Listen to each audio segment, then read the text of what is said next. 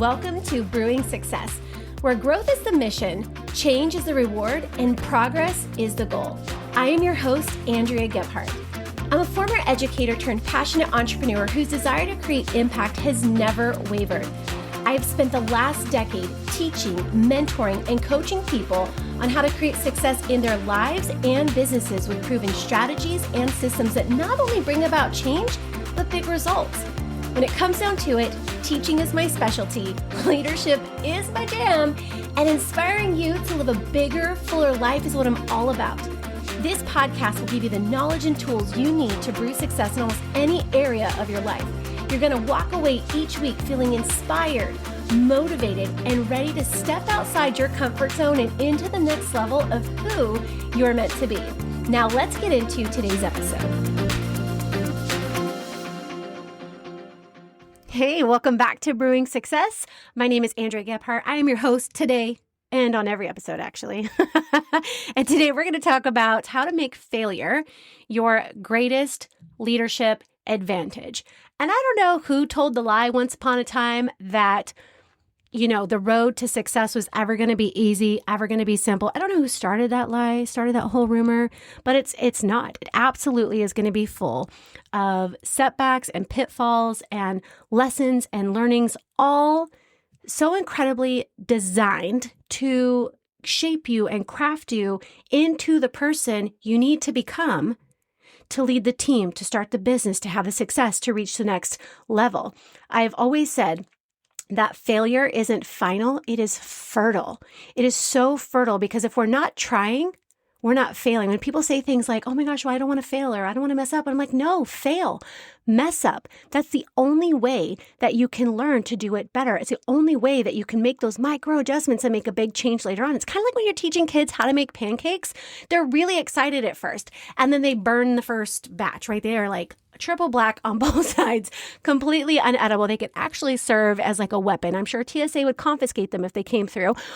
But and then they're afraid to make pancakes again, right? Like, I'm going to burn them. I don't want to mess up. No, mess up. You have to burn the pancake to learn how to cook the pancake.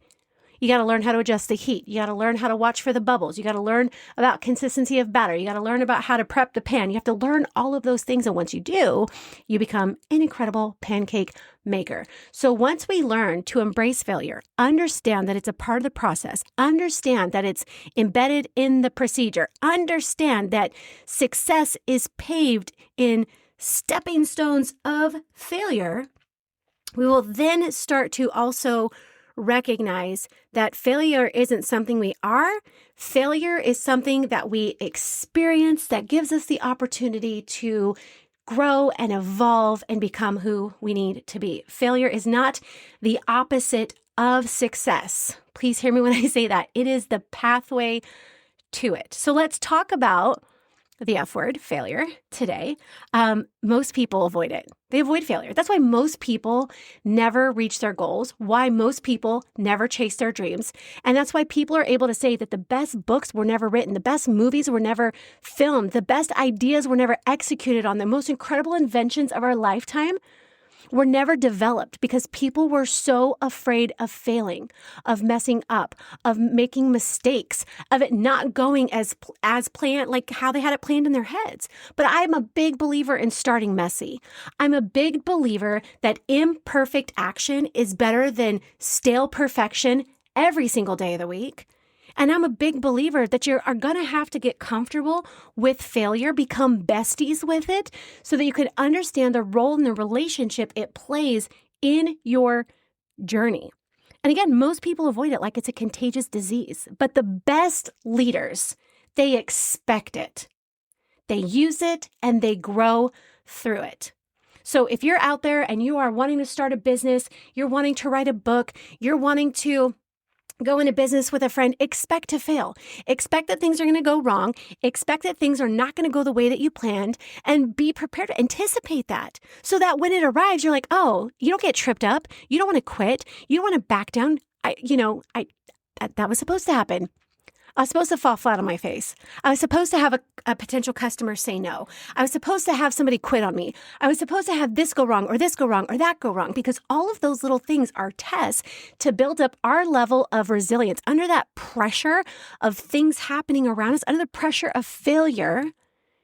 Incredible leaders are developed. So if you've ever failed, fumbled, fallen flat, or felt like maybe you weren't cut out for the leadership thing, let me just tell you, today's episode is for you. So here are my top takeaways on failure. I'm going to give these to you. Number 1, failure is the great refiner of leadership character. It's only through failure that we build resilience, emotional maturity, and we have the ability to build self-awareness, the exact traits that separate mediocre leaders from magnetic ones. Magnetic leaders are resilient. Magnetic leaders have emotional maturity. Magnetic leaders have self-awareness, and they only have it because they've been through that failure refinery.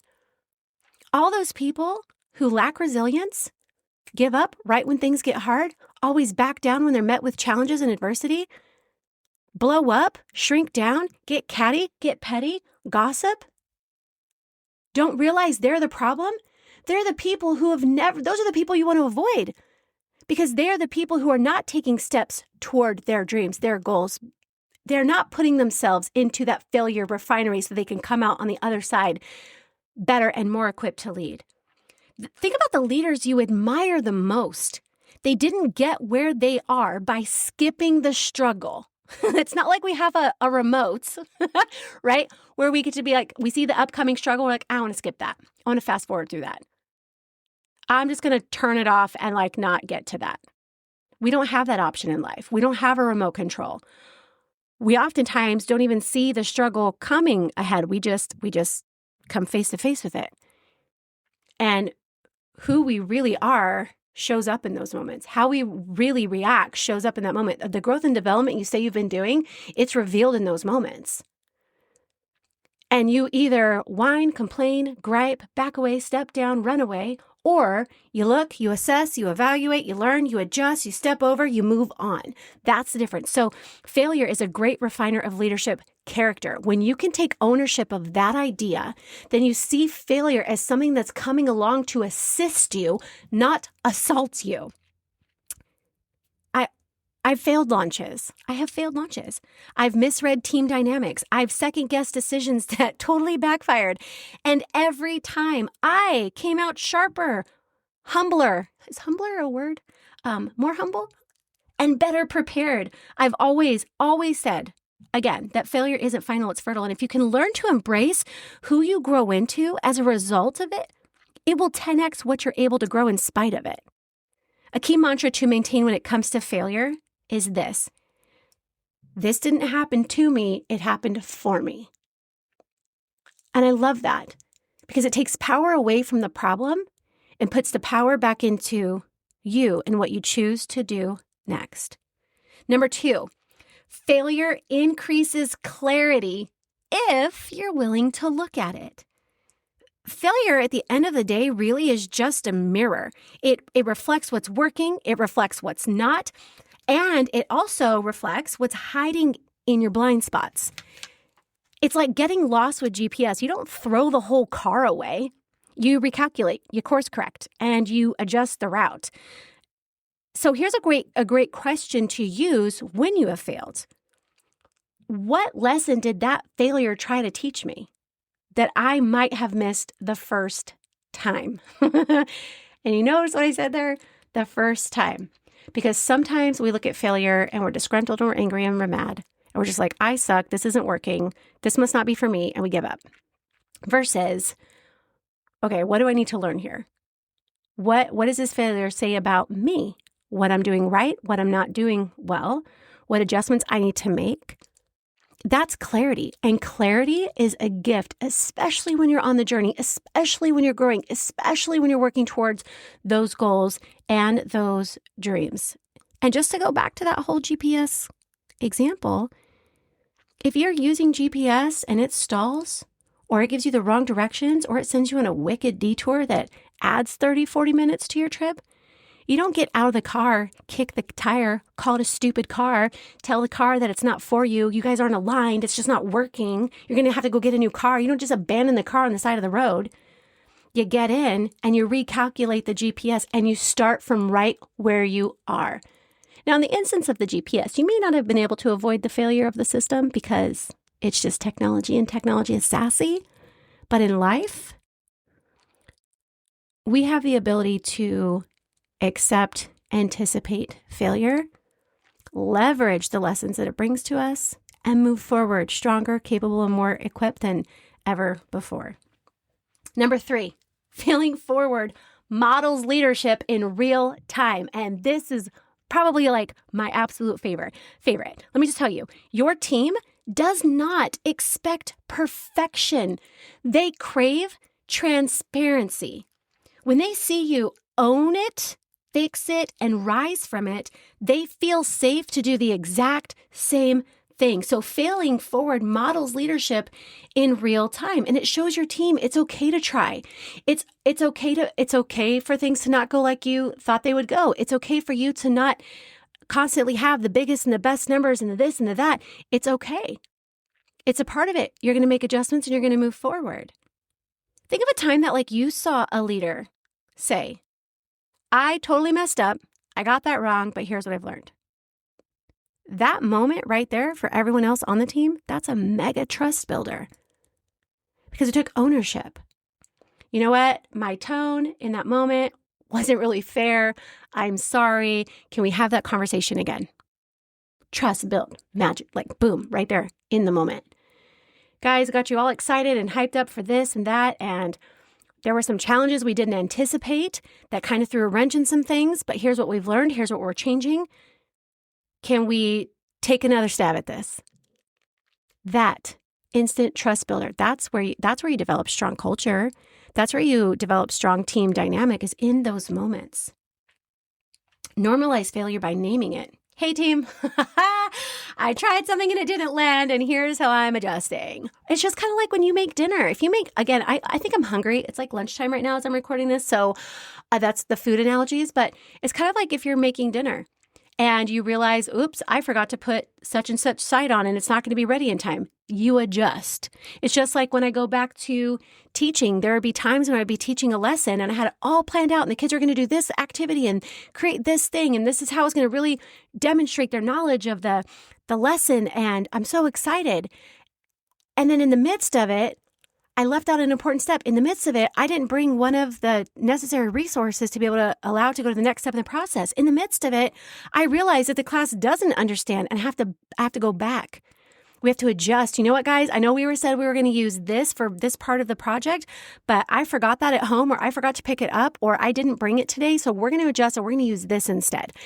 And showing how it's okay, modeling how to adjust, how to make real-time pivots, how to emotionally, the biggest one probably, respond to those situations where there feels like a lot of pressure because the failure is kind of creeping in, that pressure of failure.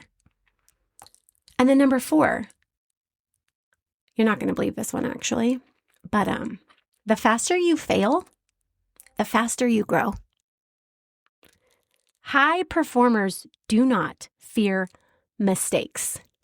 They fear, and if you're a high performer like I am, we fear stagnation. We always want to be growing, moving, achieving, growing, moving, achieving. Like that's the rhythm that we run on, right? So the idea of stagnation, staying the same, it's cringy. It makes you feel uncomfortable. It makes you feel so not like yourself. Stagnation is what we fear. We would rather swing and miss than stand frozen at the plate. We would rather give it our all and only move the needle 5% than to give nothing and go nowhere. That's the difference. So stop asking yourself, well, what if I fail? And ask, what would happen if I never tried? What would I miss out on? And would I be okay with that? In fact, a really good exercise that you can do, and I highly encourage you to do this. And if we were in a coaching or mentoring session, we would absolutely be doing this in the moment so you can see the very difference that this makes in your life today and where your life goes or doesn't go. What is that big dream that you have? What is that thing that you want to accomplish? What is that thing that you're working so hard toward? Now, I want you to write down, if you weren't afraid to fail, and if everything went right, what would happen? What would take place? What would you create? What would it do? What would it generate? And after years of compounding success and compounding results, what would that big picture end result look like? Would it be you being a millionaire? Would it be you having 20 New York Times bestsellers? Would it you have one of the fastest growing teams in the industry? Would it be you creating something that the world needed that made, a huge impact? What would that look like?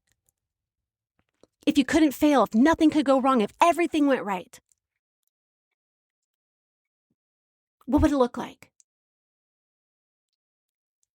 And then, just below that, now what would it look like if you didn't try? If you didn't go for it? If you didn't put in the effort? What would it look like? What wouldn't happen? Who would miss out? Where would your life be? Where would you end up? And you start to feel very, very quickly how empty it is. And it's almost like you get into this tug of war with your future self of like, hey, you can do this. Come on, we got big things to accomplish. And your old self that's wrapped up in limiting beliefs and the opinions of other people. Your old self who gives up and gives in when things get hard. You've gotten so comfortable being in the rut that your rut is now your comfort zone. And that's freaking scary. It'll feel so empty and you're going to start to recognize, oh my gosh, my life cannot move forward in a way where I am not also moving forward with it. That's a wake-up call. That's what helps us realize the healthy relationship we gotta have with failure if we want to be successful. That's just how it works. We can't hide from it. We can't skip it. We can't skirt around it. There are zero shortcuts when it comes to failure. You are going to have to walk through every burning ring of fire to get to the finish line. And man, oh man, is it going to be worth it? So now I have some questions for you. What is one failure that you've been avoiding or hiding from? And what lesson does it hold for you? Number 2, what fear of failure is keeping you from taking bold action right now? And number 3, how can you use failure as a leadership tool instead of a reason to retreat? Those are my 3 questions for you. What's one failure you've been avoiding or hiding from, and what lesson does it hold? Number 2, what fear of failure is keeping you from taking bold action right now? And number 3, how can you use failure as a leadership tool instead of a reason to retreat? As we wrap up, I want to leave you with this. Failure does not disqualify you from leadership. It prepares you for it. The goal isn't to never fail. It's to fall forward faster with a heart that stays open and a mind that stays sharp. You're not failing, you're forging. And your next level, well, it's on the other side of that lesson. So hurry up and get there and do the things and take the action. Set fear aside and recognize that it's not there, again, to assault you, but assist you on your journey. So thanks again for being here with me on another episode, you guys, of Brewing Success, where growth is the mission, change is the reward, and of course, progress, is the goal.